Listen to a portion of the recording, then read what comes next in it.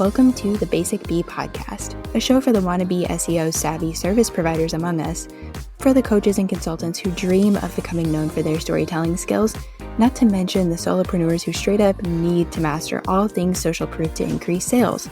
After a little reluctantly fully committing to this online world of business, I quickly realized I needed to get people to come to me. I needed to tell them I was here and how I could support them.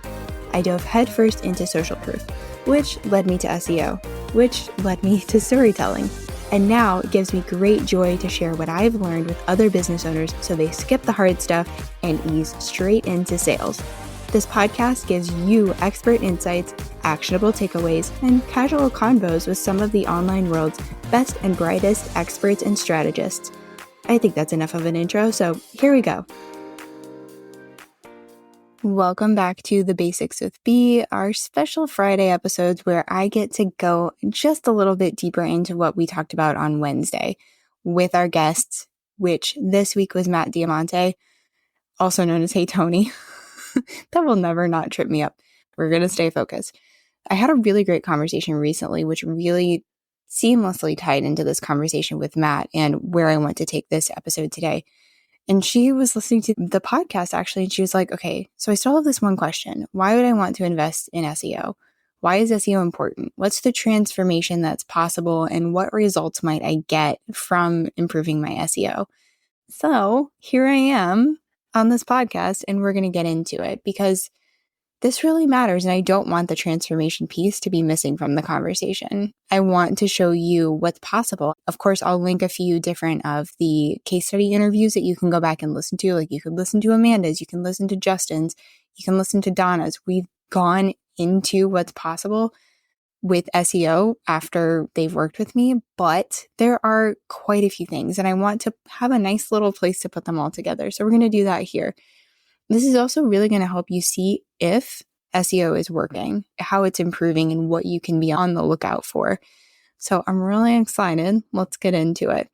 First of all, the importance of improving your SEO cannot be understated, but if I keep it simple, which we know that I love doing over here, SEO and improving your SEO and focusing and being thoughtful about your SEO is going to help you show up as the answer to a Googled question, and you're going to end up in front of the right people. You're not just going to end up in front of people. It's going to be the people that want your help, that want to work with you, that are really excited by what you're saying, the ones that you're giving those aha light bulb moments to. So we do that really by putting keywords in certain places and by making sure that things are optimized and that things are running smoothly and the load time isn't, 15 million years, because people are going to click away after 5 seconds. They're just going to be done. So that is why it matters. We want to give people a good experience once they get to our website. We want to show up in searches so that we can be like, hey, you're looking for this thing. I can help you. I do this. Like, this is my jam. And what's even more cool is that SEO can follow you around online. So I'm going to get to that as well. As far as like the transformation that's possible and the results that are possible with SEO, I could just stay here forever and share these with you, but I really want to keep it digestible because, again, I like doing that. So first and foremost, one thing that you get by improving your SEO is that you get more traffic to your website. On social media, that could be more followers, more engagement on posts, more interaction in your DMs, more interaction and engagement in your stories. On your website, it's going to be not only are the people coming to your website, so increased traffic, it's also going to be what they call time spent on page. How long are they hanging out on your website? Are they going and binging different blog posts? Are they going and checking out different YouTube videos that you have embedded in your blog post? Hint, hint, nod, nod, nudge, nudge. I don't know where the nod came from, but nudge, nudge. We're going to stick with that one. What are they doing? Are they consuming a few different blog posts and then going to your contact page so they can write a message to you? Are they reading some blogs and then signing up for your email list? Are they going and checking out your services page? What does their online journey look like once they're on your site? If you were to go to like Google Maps, or before I had an iPhone, I would go to a website, type in my home address and type in the destination, and then I would get directions. I would print them out and put them in the front seat with me. The point here is that it would have each of the turns, each of the roads, each of the the distances and all of this stuff. You had the entire directions printed out. I want you to imagine that. Like, what is that like for someone coming to your website? What do those directions look like? The home base could be the home page. Maybe they come into the home page. Maybe they come into your about page. Maybe they come into the podcast or the blog or the et cetera. Okay. And then where are they going from that? Where are they taking left turns, right turns? Where are they eventually ending up? What actions are they taking? I just want you to think about that. So that was a total side tangent, but more of the right traffic for your website, more time spent on the page, more time consuming more of your stuff, getting in your world, getting a feel for you, figuring out if they like you or not. Obviously, if they're sticking around, they like you and they feel like you're a trusted expert and you're explaining things in a way that makes sense to them. That's huge. Like I said, more followers, more of the right type of followers on social media, not just like the bots and all the weird followers that you might get, but actual humans who actually want to either collaborate with you or hire you for something. I do this all the time. Maybe they want to send you and refer you to somebody else because they had a conversation with their friend last week and they're like, oh my gosh, this is who can help that person. Improving your SEO also helps you clarify your messaging, which is huge. And it makes things easier for you to actually express yourself and share your message. It also makes it easier for people who are referring you. It also makes it easier for people who are coming to your page and they want to work with you. They want to hire you. They want to somehow get in your world and learn from you. It's going to, sticking with this point, increase your referrals because now they know how to talk about you. Now they know how to tell you what's happening with you, why they should be in your world, why they should connect with you. You're also going to see increased conversions. And I want you to remember that this doesn't just mean more money in your pocket, more clients that you're helping.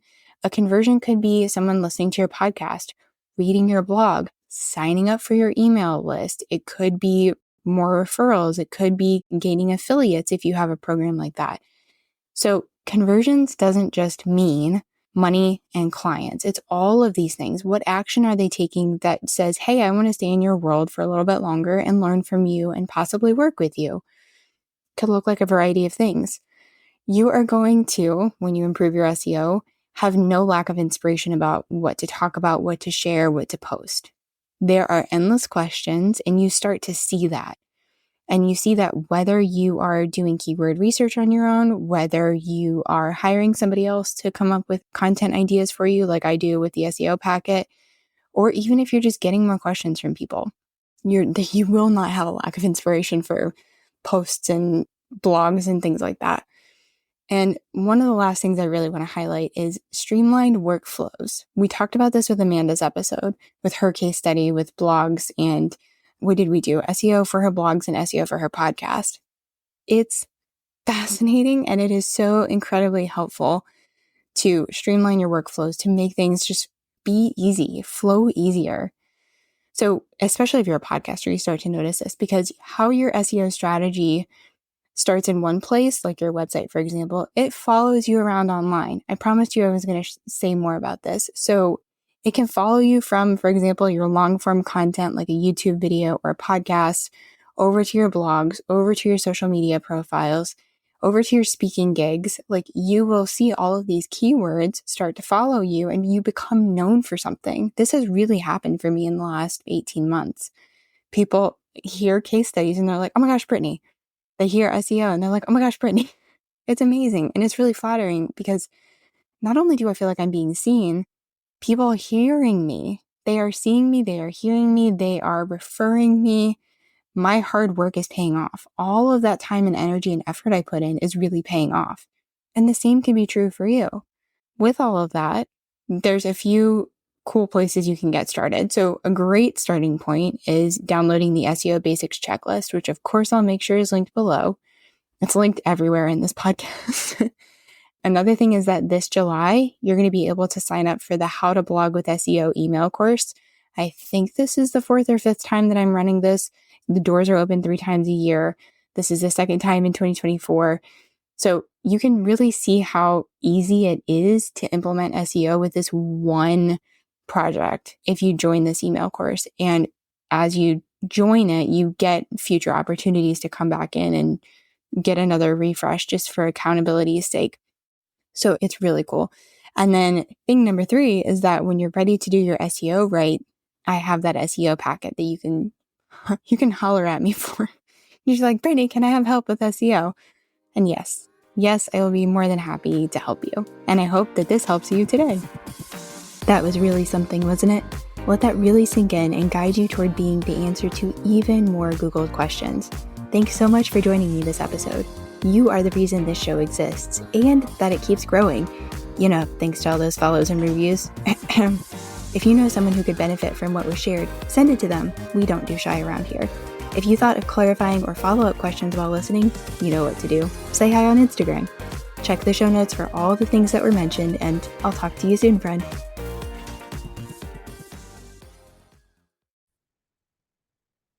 Hey, it's B, and I have a major announcement. Blogging is not dead, but it might as well be if you don't have a strategy, because when there's no SEO strategy, your blogs don't help you get found online, don't pull in warm leads, and just kind of waste your time. Who wants that? Especially when you're already busy with a family to take care of and a business to run. That's exactly why I created this 10-day email course to show you how to write a blog with SEO. You get one email each day with a task that'll take you 10 to 30 minutes. There's even a live call included where you get to ask me all your questions. This is perfect for you if you've taken a blogging break and are ready to get back in it, or you've never blogged a day in your life, but everyone is telling you to. And you can totally send your team member through the course. The link is in the show notes. Can't wait to see you inside.